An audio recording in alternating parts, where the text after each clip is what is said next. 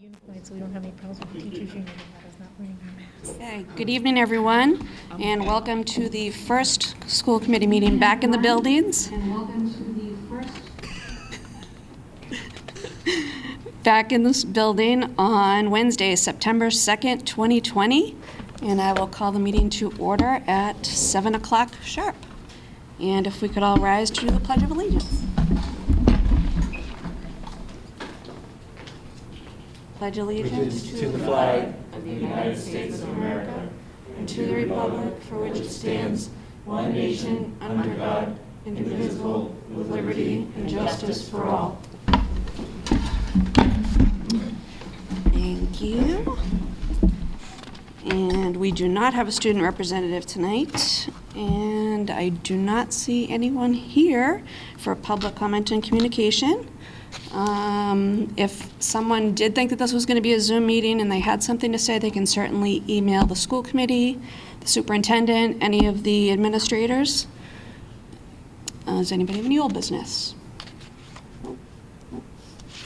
New business? Seeing none, we'll move right on to the superintendent's report. All right, we are flying through the agenda. All right, just in terms, I have two things to present. I'm going to turn it over to our athletic director and principals. First, just a COVID update in terms of some data we're using to track. We've been looking at data on a daily basis, and we're really using a bunch of data points, but the two big ones we're looking at is the one that came from the State House and from the Department of Public Health on cases per 100,000.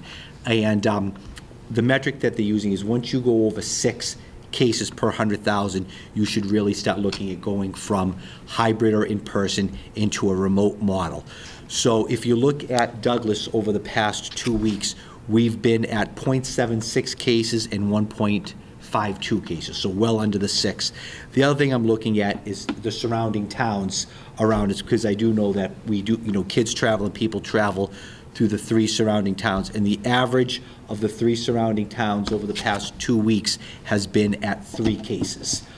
Some a little higher than 3, some a little lower than 3, but at 3 cases over the past 2 weeks. And I've been reporting that out. I started it last week in my newsletter, and I'll do it again each week just for people to see that. The other thing we look at is the positivity rating, and what the Department of Education has recommended is that when we hit 5% positivity rating, that schools should shut down and go from, again, either in-person or hybrid to fully remote. As a Commonwealth, today we're at 1%. Earlier this week and last week we were at 0.9%. So again, well below the 5%. So those are two of the data points that we have been looking at, and we look at on a regular basis to determine whether or not it's safe to continue in school. In terms of a return to school plan, just quickly, I want to start off with a huge thank you to everyone. If you think about a regular school year, when it comes to getting a building ready or moving into a new building like we've done in past years, creating a new schedule, adapting things, the amount of work that goes into one small change like that takes a whole summer, sometimes 6 months to prep for. We've prepped for 3 schedules. We've changed operationally how we run as a district. We've changed operationally how we run as buildings. And we've been able to do all that in 8 weeks. I'm not going to mention names, too many names, but if you look at our principals, our directors, our tech director, the school committee, our custodians, our support staff, our cafeteria workers, Courtney, if it wasn't for their work and dedication over the past month, working insane hours at lightning fast speed, we wouldn't be here today. So a huge thank you to them. Another thank you to the town. They've agreed to purchase our PPE for staff through the CARES Act of the town. So I just want to thank the town administrator and the Board of Selectmen for agreeing to do that. Our PPE has come in and it's been sent to the schools. We're in the process of receiving that. So thank you to the town for doing that. That allowed us to use some of our CARES Act money to go into technology for teachers and for kids. Been great this week to have people back in the building. Teachers are in school, everyone on Tuesday and Wednesday. It's great to see people. Again, just as I said when we saw the kids back in school, though you can't see their smiles, you can see it in their eyes. Teachers are happy to be back. Bulletin boards are up. They're photocopying things. I've been in each of the buildings the past 3 days. Been great to see people.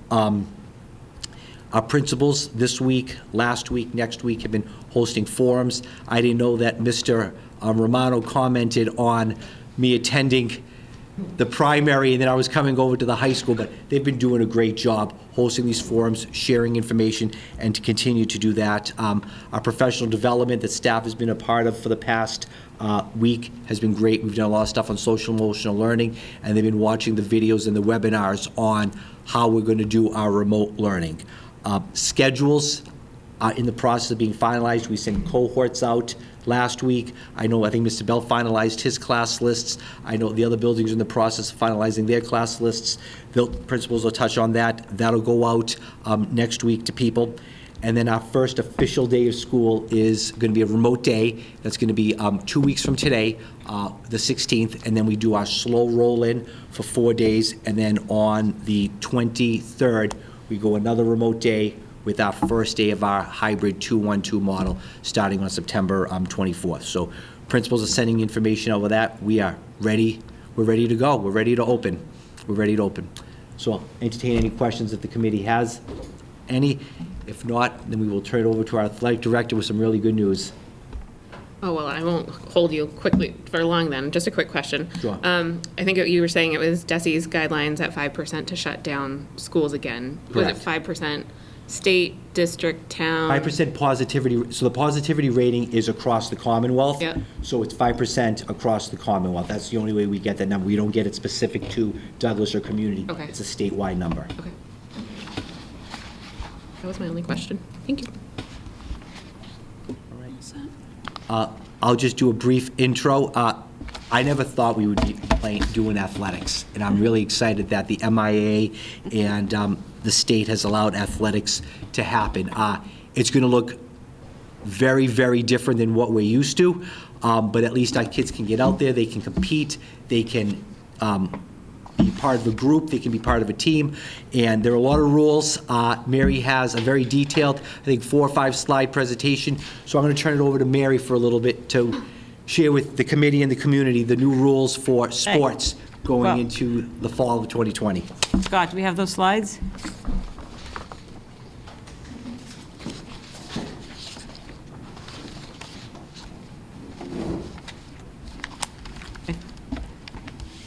I should be up in the front seat, I can't really see.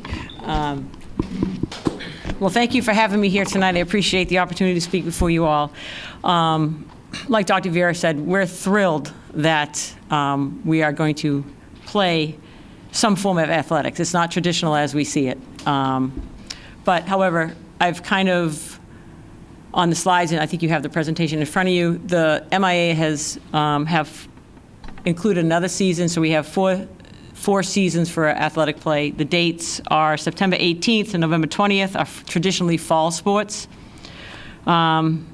Boys and girls soccer, fall gymnastics, cross country, field hockey, girls volleyball, swim and dive, golf and dance. I'll only address the ones we have for the sake of time. So we have soccer, boys and girls cross country. We co-op field hockey with Blackstone Millville. And we do have golf, co-ed, and we have girls volleyball. The state of Massachusetts is divided into districts. We're District 2. We get our guidance from them. They get it from the MIA. District 2 as a whole has decided to move volleyball into the F2 period, the floating 2, the fall 2. They're joining unified basketball, which is usually a sport in the fall, and football. So there's be nobody playing football in District 2 and nobody playing volleyball. The second season is November 30th to February 21st, which is basketball, hockey, that we have co-ops with Auburn and Hopedale, and we have swim with Grafton. So we co-op with those. And cheer, sorry, thank you, and cheer. And indoor, right. Oh, okay, I was just getting there, okay. And, sorry, and indoor track, in boys and girls indoor track. Okay, so the floating season, February 22nd to April 25th, is that season where if we start fall sports and something happens and we can't play, we can petition the MIAA to move to F2. Okay, we don't have turf, so that's going to be a very hard thing to do. So a lot of teams that have the turf, you can opt to play in F2. We don't have turf, probably not a great idea for us. because we'll be playing in mud. So we're staying in the regular fall season with boys and girls soccer. And then the final season, April 26th to July 3rd, is traditionally spring sports. Baseball and softball, which we have. We are starting a co-op lacrosse with Hopedale and BMR for girls. Outdoor track and field, and those are our sports that we have in the spring. So the districts have the ability to kind of jockey in between those dates if they want to move them forward. They can't go outside those dates, but they have the ability to shorten them. The schedules we made according to pods. Scott, top, left, right button? 3 o'clock. Okay. There's no postseason tournaments for the fall season, so there's no state championships in the fall. That has not been determined for the rest of the year. We are placed in pods. If you can see the bottom of that, we're in tentatively pod 2. It's based on where we live. Some are in our league, some are not. We play in Sutton, Millbury, Waynesville Christian, Grafton, and Northbridge. If Millbury, Grafton, and Northbridge, who have turf, say, we're playing in F2, we will be probably moved up to a different pod, and it'll be pretty much just the DVC teams. So you have to determine by tomorrow if you're going to keep in the traditional fall or you're going to move to F2. So that's coming out. So it's all based on when people commit to it. And we've been very lucky because we are hybrid. The schools that were remote had to go to school committee and ask permission to participate in athletics. And we waited Monday night, it was Sutton and Nipmuc. They voted to support athletics. So that kind of slowed things up a bit. Let's see. The risk level for sports are characterized by these risk levels, where they fit, high, moderate, low, and all our sports fit in there. Soccer is going to be played like you've never seen it before. There's no throw-ins, there's no head balls, there's no shoulder-to-shoulder contact, there's no slide tackles. You can't kick the ball over half field or throw the ball over half field. So it's going to be very different. Field hockey went to 7-on-7 half field, which is going to be a long game, 7-on-7. But my opinion is I'm glad the kids are out there doing something, making connections. I think that's very, very important for all the kids. 7-on-7 is good field hockey. You see that in overtime? You'd be in great shape. It was good hockey. Yeah, that's how they determine overtime games in field hockey, 7-on-7. So the MI COVID Task Force page is a link. That just explains all the modifications and guidelines that you need to have to play golf, to run cross country, and to play soccer. So it's on the MIA homepage. I mean, if Scott wanted to click on it, I don't even know how to click on that from here. It will just say all those things I said about soccer. For cross country, you go out in waves, like Douglas would run first, and then 3 to 6 minutes, Hopedale would run. So we're separate. We're not running together. There's no pack running. You can't, pack run to shield and things like that. No strategic running, pretty much. And there's some modifications to the field and the finish line we'll probably have to make as far as finishing. The schedules will be handed to us. They'll say, okay, Douglas, you are playing, this is your league. We can change that.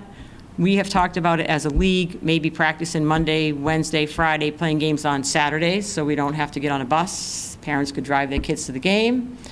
We have talked about playing, say, Sutton on Monday and Sutton on Thursday, home and away for tracking purposes. So we're not going all over the place if someone tests positive. We only have to deal with one school.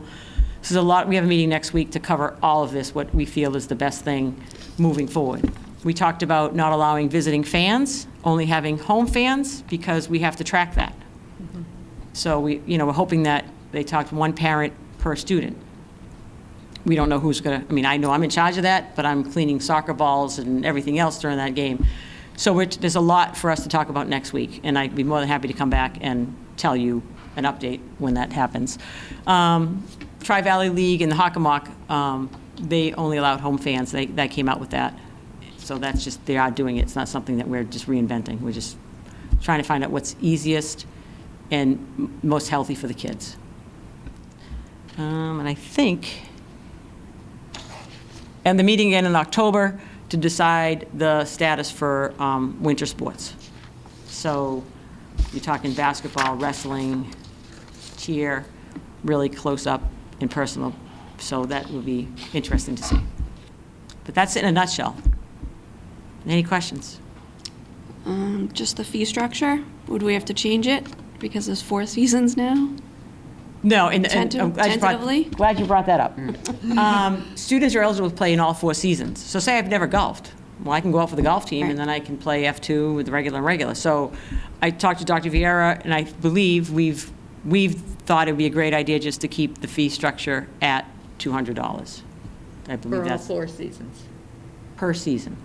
Okay, because I know we We have- did, But then we have that, we have we have something a- in place if you Yes. do 3 seasons. right, but maybe we'd have to revisit Redo that just if you policy. play 4, Yeah. yeah, the last year, I guess it would be. Right. Yeah, that would be If you play a 4. break. And I haven't seen that in documentation yet, by the way. Do we have that in We documentation? have that, Yeah, because we I've just seen voted on it, it but recently. Okay. at the moment, I couldn't tell you. So we where just it have to is, sit there and figure it out. So if I Yeah. play 4 sports, And this that's is if what the all break 4 is. seasons Yes, Happen. Right. happen, yes, right. which they will. I guess the only other question I have, and it's not one you're going to be able to answer, is the transportation issue.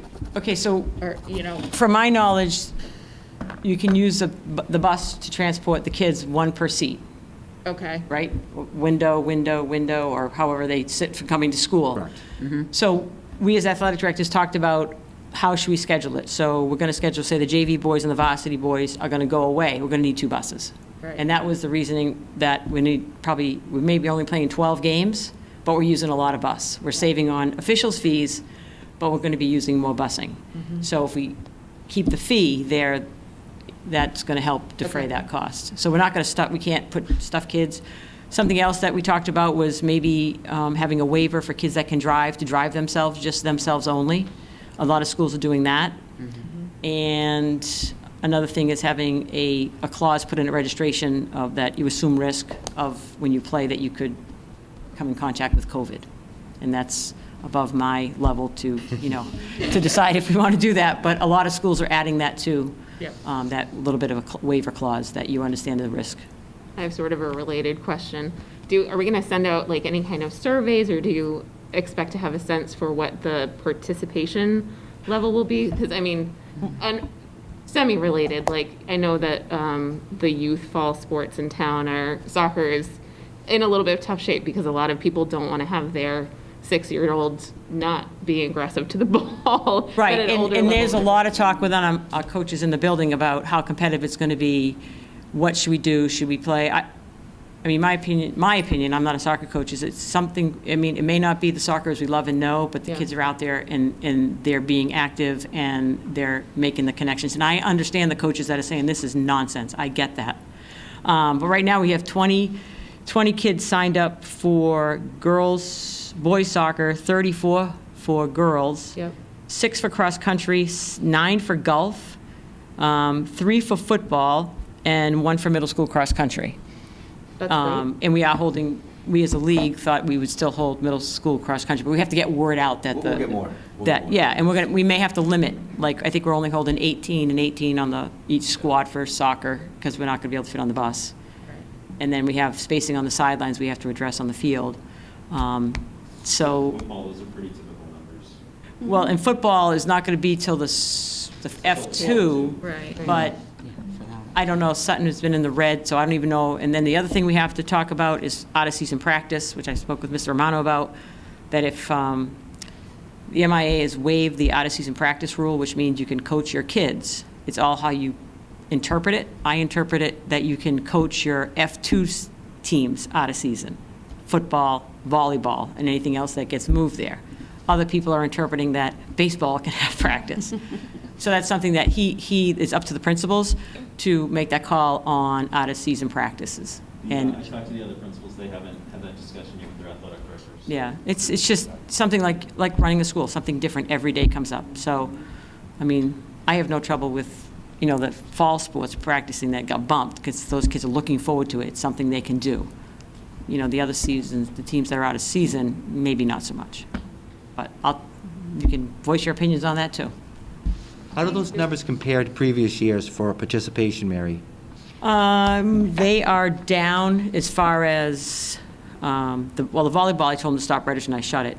Golf is a little bit down. Cross country, we had 12 last year, we have 6 now. Yeah, but we've had 6. Yeah, we've had We've 6 had plenty of years that cross-country's been So 6 or I 7 would, kids. I would say Not unusual. where, I could look at, I can pull up last year's at my desktop, and I can send out an email order. We're pretty close. Soccer had more. Soccer, they had 38 and 38, so we're a little bit down in soccer, but I think, to your point, some people are choosing to stay with club, because I think the club rules are a little bit more relaxed. I don't know why they are, but they are. Like, I know They have the people- money. Well, they're playing in New Hampshire, and they're slide Right. tackling, and they're heading, and everything else is going on. So if you're a highly competitive athlete, you may stay with that club team as opposed to Right. what we've come up with for a plan. No, and I think an older athlete is probably more adaptable than a young one that you're trying to teach skills. It's not so much an opinion as a curiosity about how many students are still interested or families are Right, I know the following it. girls' soccer team was having a Zoom tonight to talk specifically about that. Now that he's going to go over all the modifications they're making, are you still going to play? Yeah. And I'm probably going to ask the boys' soccer coach to do the same. Mary, have they talked about the bona fide team rule at all with the MIA? Are they waiving that? That was a big rumor, and from my knowledge, it's not waived. Okay, There's nothing on the website yesterday about. okay. Yeah, someone started that rumor that it was a bona fide team member rule is that if I play school for Douglas soccer, I go and miss Douglas practice to play a club soccer game. You can't do that. So they thought they waived it so you could miss Douglas practice and go play a club soccer game. You can't. From my knowledge, it's not Okay. waived. To me, that sounded like somebody, like, if I just say it enough, maybe it'll become. If just do something on the website, it'll come up. Anything else? No? Thank you. Thank you, Mary. Thank you. Where's my mask? On the floor. Oh, I gotta get a new one. That's why you need a principal.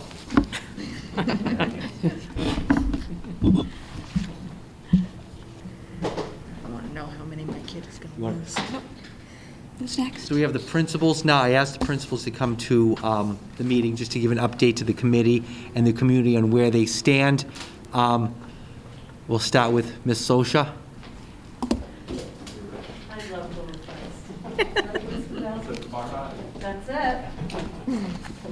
That's why I picked you to go first. All right, good evening, everyone.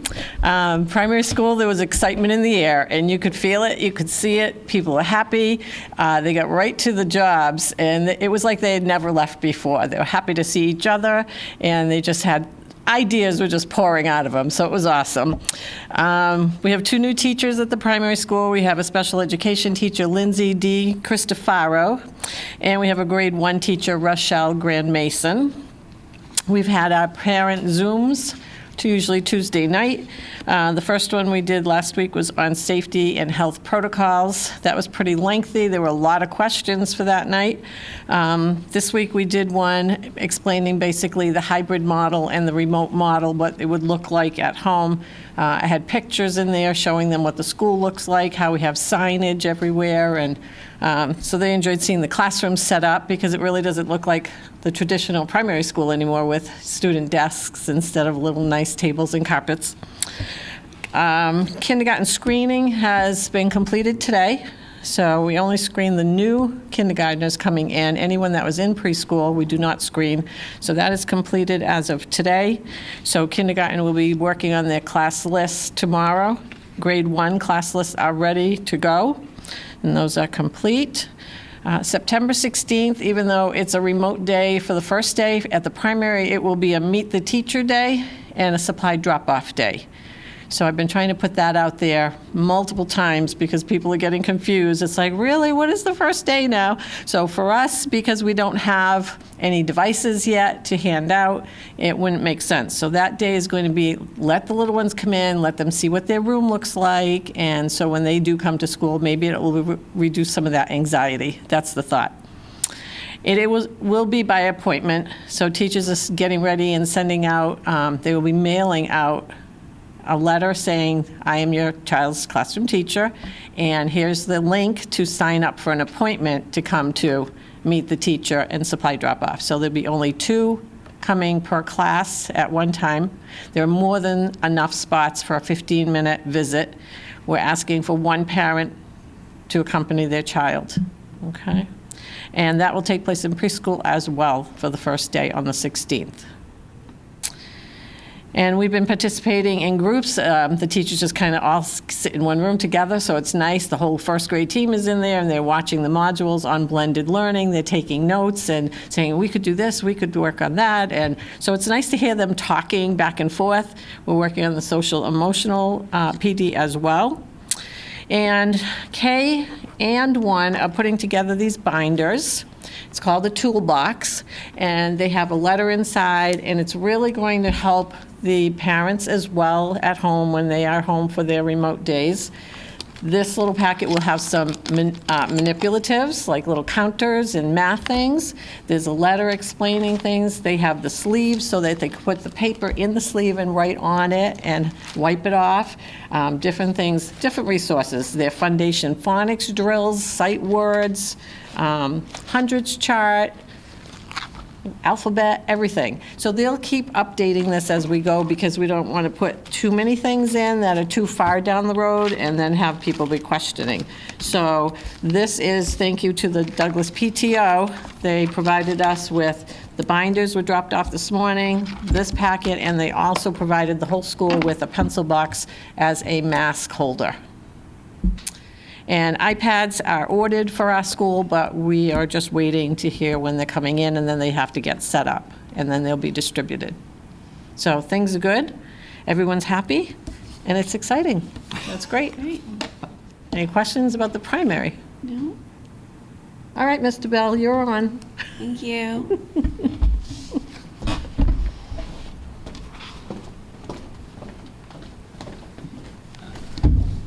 All right, so things at the elementary school are rocking. Also, their teachers are back in the building, staff are back, and they're having a great time. It's nice to see people back together again.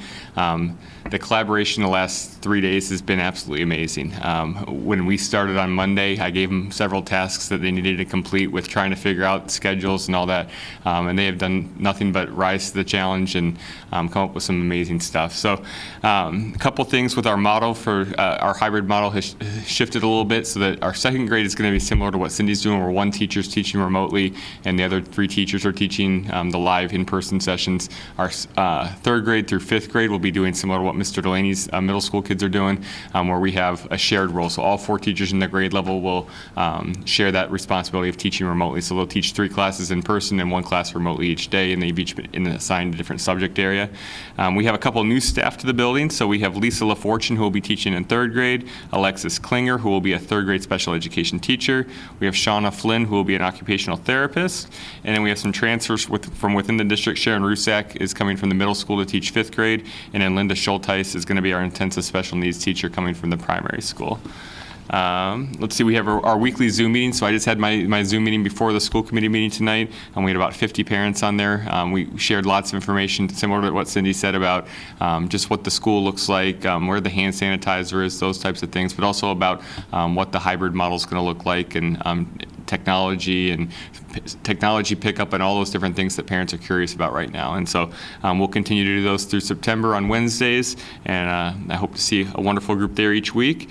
Our tech handout is going to happen on Monday and Tuesday, September 14th and 15th. We sent out a sign-up genius. It'll happen from 7:30 to 3.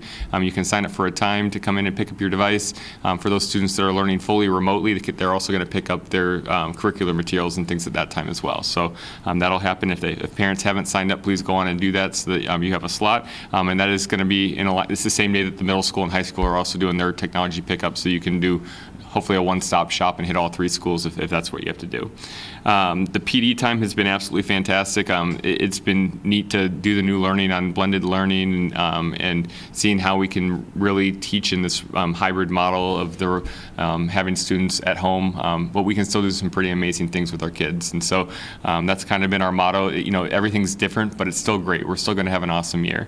I'm looking forward to the training that we have coming up on some Google Classroom and Zoom sessions, also race and anti-bias. We have some more tech and SEL trainings. And so I really feel like in the spring, our teachers did an amazing job of working what they had and doing it on the fly. This time, I think we have 10 PD days that have been dedicated to us just making sure that when we start the school year, we know exactly what we're doing, and we have a plan for for how to get our students where they need to go. And so I'm excited about that. And our teachers have done nothing but just, they've been amazing. So I'm excited to see what instruction looks like actually when we get to that remote learning on that first day of school, because I think it's going to be vastly different. And I think parents are going to say, wow, when they see it, because it's pretty cool stuff what they're putting together right now. So that's the elementary school. We're rocking and rolling. We're having a great time. And we are so ready to have kids back in the building. Any questions for the elementary school? All right, Mr. Delaney. Thank you, Mr. you. Bell. All right, there's so much that I wrote it down so we can move quickly and move things along. So I will attempt to share with you a myriad of information, which is important as we prepare in the succeeding days for our first day of school on September 16th, which will launch the most extraordinary year any of us have ever imagined. I'll do this all, try to make within a 3-minute time frame. As of today, Douglas Middle School currently has 276 students enrolled. Grade 6 has 92 with 75 hybrid, 17 remote. Grade 7 has 85 students with 72 hybrid, 13 remote. Grade 8 has 99 students with 79 hybrid, 20 remote. That is a total of 83% of Douglas Middle School will be returning in person in some fashion. There have been 4 Douglas Public School Zoom task meetings over the summer where DMS Douglas Middle School staff were part of it this summer as we navigated for best practices for reopening, and these happen on July 8th, 14th, 15th, and 21st. Again, it's a commitment of the teachers of the district to punch the clock this summer and volunteer, and they were absolutely spectacular, and I want to give them a shout out.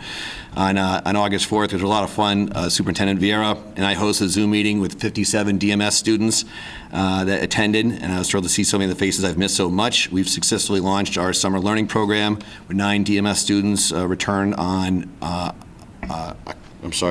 10th, with the help of Ms. Walker and Ms. McCarl. They did a phenomenal job, and again, to work on social emotional learning and get these students back into the school. It was wonderful seeing them.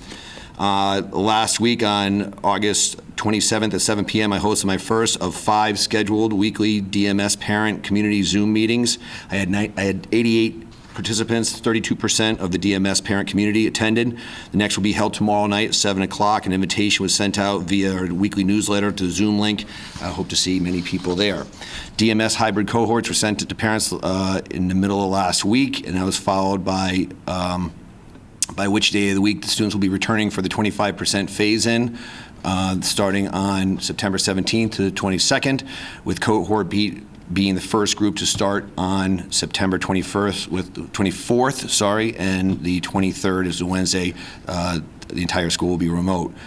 We've had 164 families sign up to pick up both technology and textbooks, as Mr. Bell alluded to, 9/14 and 9/15. That's a Monday and a Tuesday through Sign Up Genius, which has been coordinated, as Mr. Bell said, with the elementary school and high school. I've personally called over 70 families of our 6th grade students to welcome them to the Douglas community over the last month and a half, to invite their upcoming 6th grader to a tour in lieu of the annual step-up day we weren't able to have. I've given 20 tours myself. Mr. Roney and Ms. McCardle have given another 7.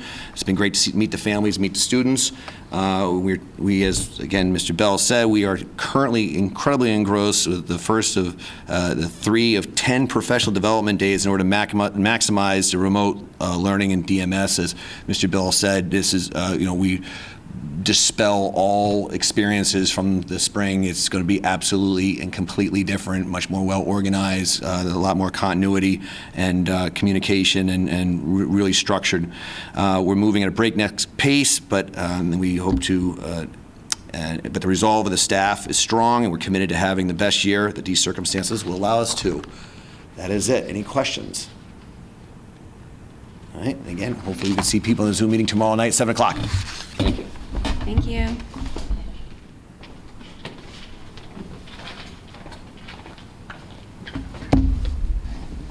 Hello, everybody. So I feel very safe in saying that nothing about how we're doing things at the high school is the same as it was a year ago, from how we sharpen pencils to how kids grab their lunch to how they collaborate in groups. So it's been a lot of work. We've had to make a schedule that meets the needs of students who are in the building, students who are on IEPs and need their instruction every day, our remote students, And so I've kind of been taking sort of a military approach to it. When we do mission analysis in the military, we use an acronym, METTC, Mission, Enemy, Terrain, Troops Available, Time Available, and Constraints. And so that's kind of how I've been looking at it too. So, what do we need to do? What are the constraints? What are the time available? What are the teachers available, my troops? And make all those things work. And basically we have 3 schedules that have to overlap and work together, and it's the same pool of people doing it. So we keep tweaking it, making it better. To me, it's sort of like, actually a better example would be Mark Watney in The Martian. Finds a problem, and he fixes it. Finds a problem, work the problem, fix it. Find a problem, work the problem, fix it. We're about halfway home from Mars right now, so we're doing okay. But it's been a lot of solving the problems. Today was a great day, though, with the PD. I went around today, met with every department on assessing where students left off, where the gaps are. A lot of that they can do just by looking at the curriculum and talking with their colleagues about where they left off last year, what they already know, kind of the known gaps that they have, and then make a plan for sort of the unknown gaps for things that weren't retained or things that weren't learned particularly well. So they might have done this aspect of Algebra 2 in the fall, but maybe the kids didn't retain it because of the remote learning delivery, or that student wasn't particularly engaged, or whatever it is. So they have a plan for the gaps they know they have, the gaps that they're afraid that they may have, and finding out what they are. And then I had a long meeting with the special ed department about how to deliver services for our students with disabilities. Some challenges, but I think we've got a plan that we can work. I have one new staff member, Sean Tossi. He's really not new because he was the long-term sub for Ed LaChapelle last year. He did a great job. He is also interested in coaching JV soccer, because my JV soccer coach, who was a paraprofessional here, he got a job today in Southbridge teaching history. So people come and go. He was great for us, and he's going to do great where he's going. That's Jake Murphy, Douglas's own Jake Murphy. So it's been a challenging week, but it's great to see all the staff. We did have to implement a no hugging rule because teachers were hugging each other. Parents may be relieved to find out Douglas High School is a no hugging zone. So might be something that works to their favor. And I had a great parent conversation last night. I realized afterwards my hair looked terrible, but I think that's okay. It was the lighting was bad. Nobody told me. So, but I think I had about 40 parents, which is about what we get for open house, actually. So, and great questions were asked, along with some advice from my oldest son, who is sort of finding his way through his career. That was very nice. So, any questions? I don't know that I have questions specifically, but while one of you is sitting at the desk, I just want to express our gratitude. I mean, the summer is supposed to be a time, one way or another, to relax, and I think that the 4 of you have just done an amazing, impossible job, and you continue to do an amazing, impossible job. And I get like little heartbeats when I listen to Cindy talk about. I can hear the excitement in your voice talking about the PD and about the teachers being there together, and I'm really impressed and appreciative of all the work that you've done. So thank you.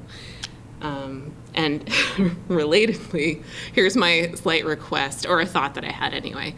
I can't tell you how many families I've talked to or friends I've talked to that say, oh, so I emailed Dr. Vieira, I emailed Mrs. Sosha, I called, and like all of them get responses. I am like afraid to see what your inboxes look like.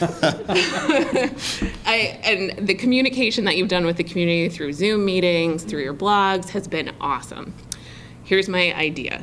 At some point closer to the start date, I'm wondering if there can be something that is as much of a snapshot as we can get for each of the schools about what a student or a family has to know, because I think that a lot of people are having a hard time because it's a moving target and because there is such great communication filtering through what's in my kid's backpack on day one, and what is the date that I have to do X, Y, and Z. I think that people are engaged and they want to be engaged and they are appreciative of all the information, but it's a lot. It's a lot. I think it's being felt a little bit on the parent end too, where they're loving it, but I think that, I sent an email to Cindy this morning with my tail between my legs, being like, does my kid have to get screened for kindergarten? Because it's just hard to keep track of it all. So it's just an idea, if that's possible, closer to the actual start of school. But really, I just want to say thank you to all of you. You're doing an amazing job. You make Parents have Douglas been proud. awesome. The correspondence that we get, like it's great questions. There's a lot of like appreciation for the efforts that we're making, I think, and so that's actually been really nice. I think I want to keep doing Zoom meetings with parents now and then when this is over, because it's like that way to get into their houses, since if they're not able to come Right. here because of childcare needs or work or whatever. And I know Mr. Villamere and I were talking today a little bit about we're going to make a video of Mr. Bagan and I showing the incoming freshmen around the school, and for everybody to just sort of know these are some of the changes for COVID, and we can include that stuff too. You know, this is the date that you need to do this, and this is the date that you should try to do that. We'll include that in there too. Okay. So, Yeah, Mr. don't Villamere stop what you're doing. What you're doing is fantastic. I think just, if there can be something truncated at some point for everybody so they really get the highlights of what they need, it might be helpful. we'll add that in. Mr. Villamere does a great job. He's like a Michael Bay is what I'm going for. The special effects and the action and dynamic. I got it, like that, from Batman? Yes, that's what I want that.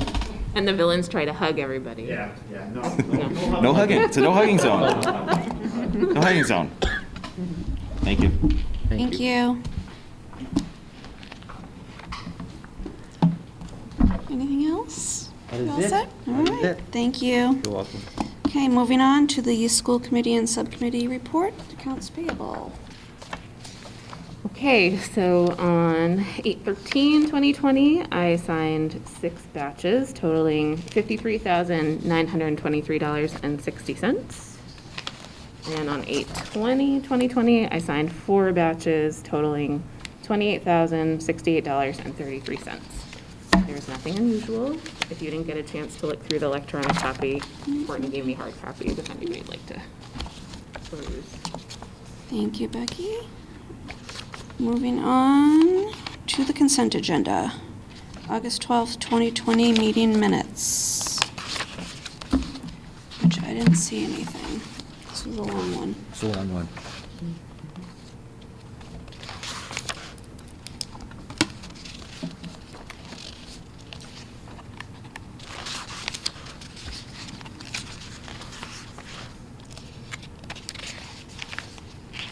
I'll make a motion to accept the school committee meeting minutes of August 12th, 2020.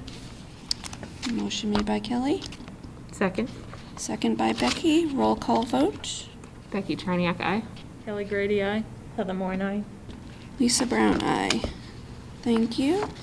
And then we'll move on to the school business and operation manager's report. Probably for the first time Not in anything? 8 years. Nothing at all. She's been so happy today at the office saying, I have no report today. She's so happy. I'd like to say it's going to be a record meeting, but it probably won't be. I think we did a quicker one before. Okay, anybody have any topics not anticipated?